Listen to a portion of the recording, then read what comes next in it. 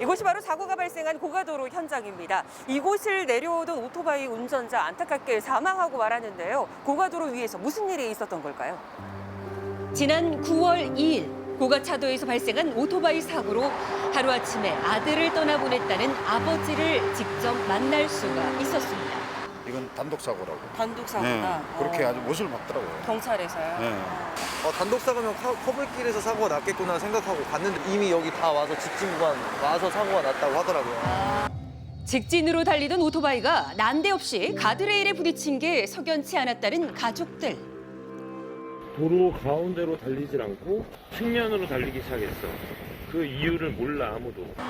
누군가 간접적인 했다거나 그런 게 좀 의심된다 이제. 근데 경찰에 내가 그런 거 의심이 안 갑니까 했더니 전혀 의심이 안 간다고. 안타깝게도 진실을 밝혀줄 블랙박스와 CCTV가 전무한 상황.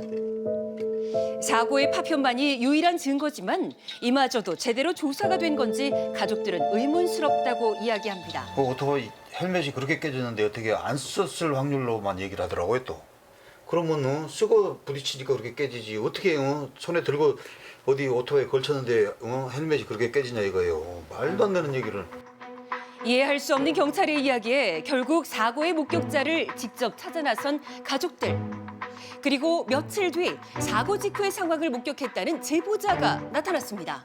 제일 처음으로 제 친구가 누워있고 그 다음에 승용차 2대가 서 있더래요.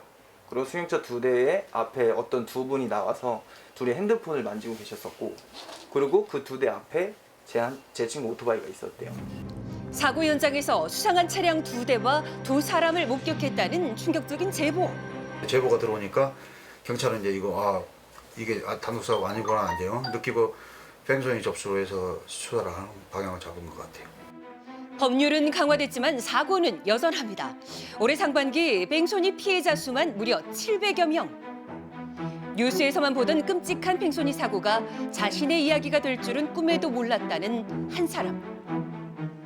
저희 부모님이 2차선에서 정주행하고 계셨는데 뒤에서 음주 과속 차량이 그대로 들이받아서 어머니가 이제 그 자리에서 돌아가셨고 아버지는 현재 하반신 마비 상태세요.